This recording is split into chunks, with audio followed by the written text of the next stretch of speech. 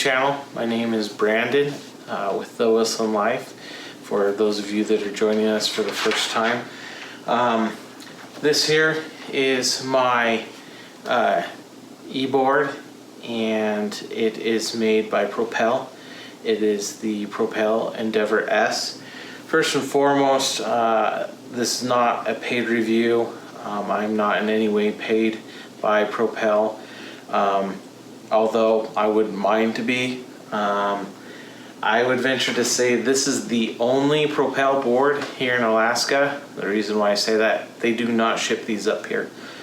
I went through great lengths and spent a bit of money to get this board up here, and the reason why is because I feel like this is the best all-terrain board for my location. Alaska is very hilly. There are many paved trails, but it's a lot of mixed with gravel and dirt and things like that. I did extensive research and that on all-terrain boards, and honestly, this is the best thing I could come up with without going with a Baja board. I would love to have the X4 that Propel makes. I just don't have that kind of cash. This board is right around $1,100 currently. It was $1,000, but the price has increased slightly. My price and everything I paid to get up here is just over $1,500. In my opinion, it's the best $1,500 I've spent thus far. This thing handles really well. This is the first e-board I have ever owned. I have skateboarded, wakeboarded, snowboarded. I've done a little bit of longboarding. With that being said, let's get into the meat and potatoes of this thing. I have about 67 miles on this board so far. I am using it as a commuter board. You would think it would be hard to carve on. That is not the case. You may not be able to carve quite as tight as you would on some other e-boards, but this is very, very carvable, and it is a blast. I am still tuning the suspension to my liking, along with tuning my ride style. And I am about 250 pounds, all geared up, and with a backpack, I'm probably right around 270. The weight rating online for this is 330, but in the owner's manual that you get with the board, it said around 265. So I'm gonna probably stick with right around 265. I basically ride this at max weight, pretty much every time I ride it.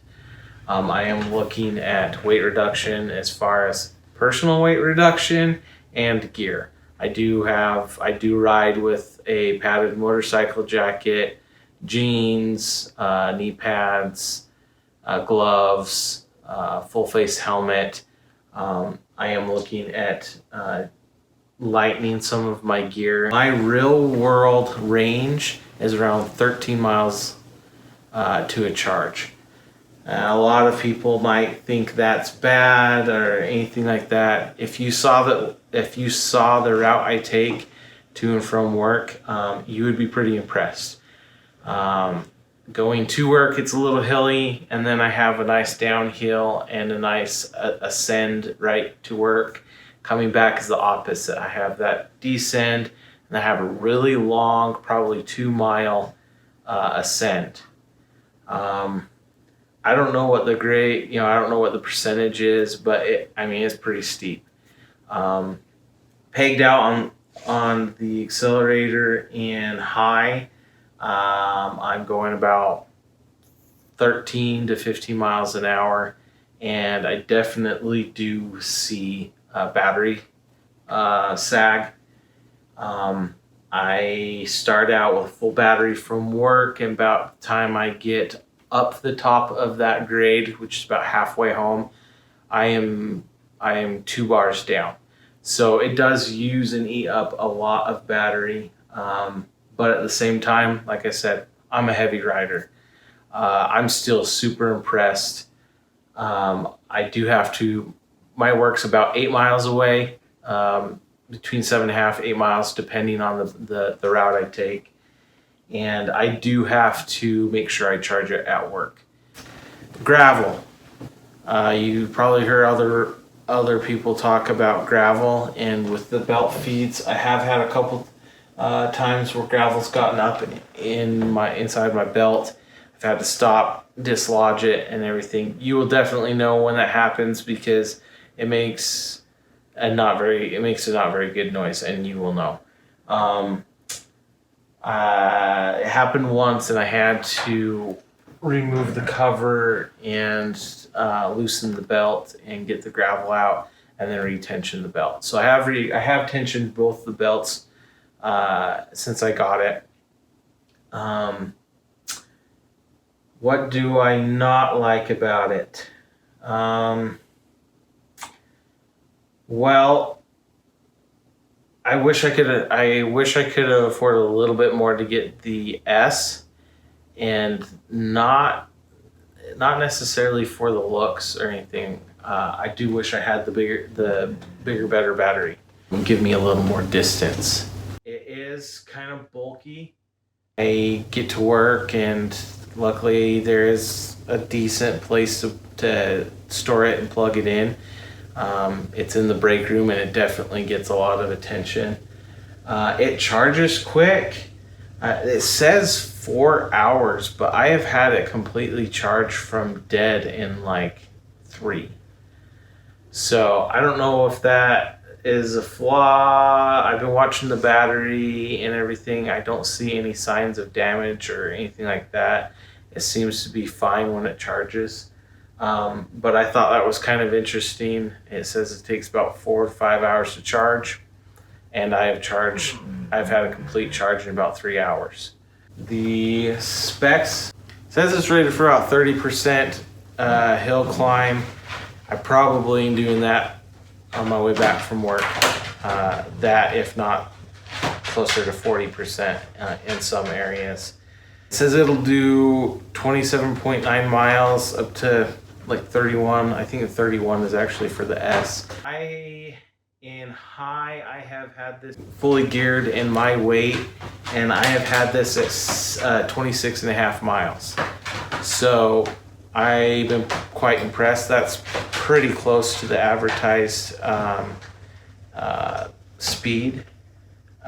Braking is, that takes a minute to get used to. So there's 2 things that I've been trying to get used to: the torquiness of the board and the braking. Right now I have braking at second setting. I had it on high, and it was the braking was way too fast. So I turned it down. I do ride pretty much in high. I do try to push start as much as possible. And even with the push starting, you've got to kind of lean into it, because it's torquey. It pushes back quite a bit. The Powerhouse, these things are bad. These things are so freaking awesome. It is a bit on the louder side, but it's quiet compared to other things, but they do make some noise. It doesn't bother me whatsoever, because people know that I'm coming and everything. But after a full ride, either to work or from work, the motors are pretty warm. I've seen other reviews, and they said they've gone this, that, and distance, and the motors didn't ever really warm up. I'm guessing just because I am heavy and geared, and that I'm probably making the motors work a little bit more. So they do get pretty warm. Not like hot. You can still touch the motor, but they do get a bit warm. And they're rated theoretically with a 3,000 watt output. I believe it. They, like I said, they are torquey. They definitely have some power. And I have adjusted the springs. I'm running a little bit tighter on the back than on the front. Let's see, I've got 1, 2, 3, 4. I've tightened down to about 4 threads. So I'm riding a little bit stiffer in the front, and I may even go down a little bit more. And I'm running on the front, I'm running about 2 threads down. So I'm a little bit looser on the front. I've tried to also keep the steering tightened in the back as well, and kind of keep things looser in the front. Speed wobble. With all boards, you're going to get speed wobble. Speed wobble on this, I want to ride a King Truck board because what the difference is between this and that.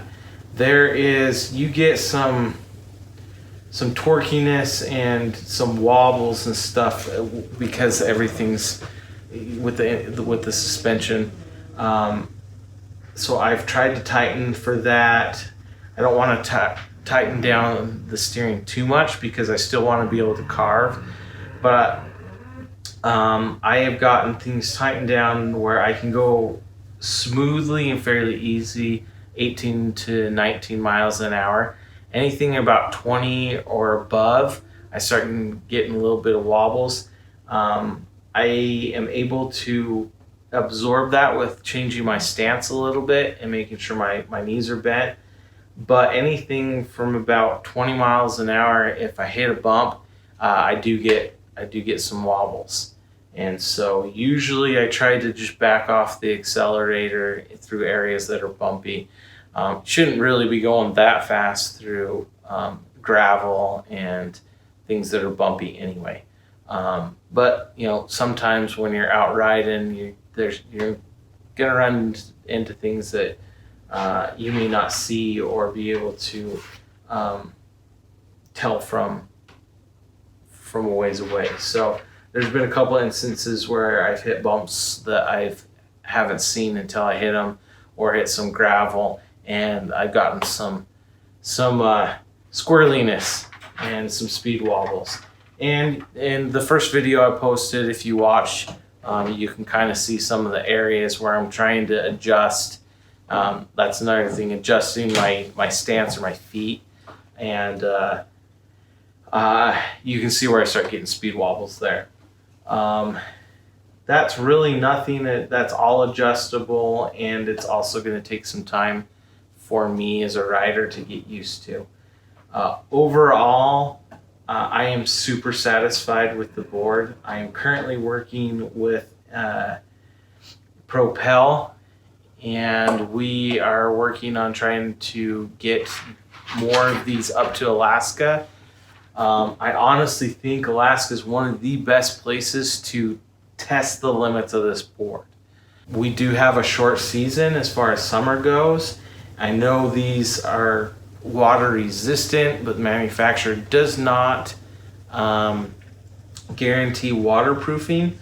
I would like to see that change in the future because I think there is a market with throwing some waterproofing with this and some studded tires and being able to ride these on the ice and snow up here.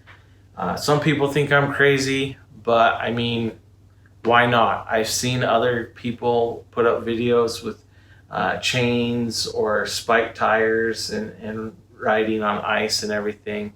I would love to see these fully waterproofed and able to truly be tested up here in Alaska.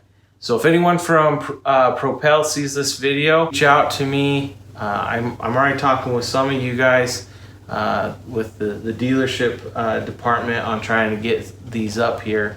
Anyone from design or that, let's get these things waterproofed. Let's get some trials. Hit me up. I am more than willing to try all things out, anything from studded tires to better waterproofing for components and the board itself. I do definitely think that it would be marketable. That's some of the improvements I think this board could definitely use. Other than that, I'm super excited about it. I get lots of attention, lots of questions, and I mean, that's not the reason why I bought it. I bought it because I feel like this is the best board for the conditions that I live in, and it has proven me right. It's definitely gotten a lot of use and will continue to be used.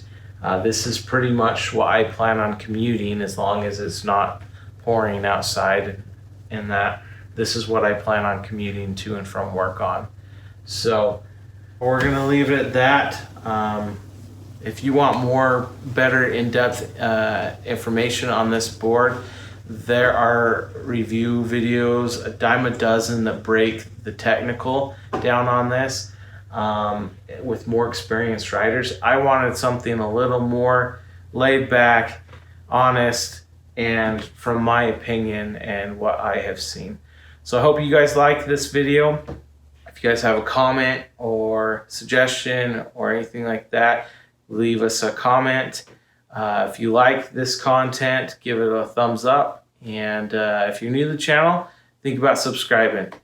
We're going to be putting out more videos on this, but we will also be continuing with our normal The Wilson Life stuff, our adventures, homesteading stuff, how to. It's all going to be part of it.